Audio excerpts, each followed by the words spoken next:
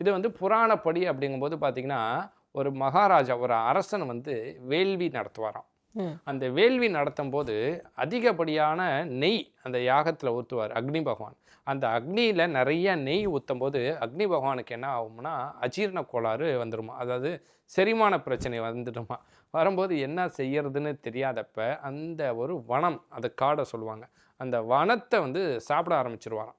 அதை சாப்பிடும்போது அந்த மற்ற அதில் உயிர் ஜீவன்கள்லாம் இருக்கும் இல்லையா, அது இறைவன்கிட்ட வந்து பிரார்த்தனை பண்ணும்போது என்ன செய்வாராம், சுவாமி வந்து அதை சாப்பிட விடாத மாதிரி தடுப்பார்.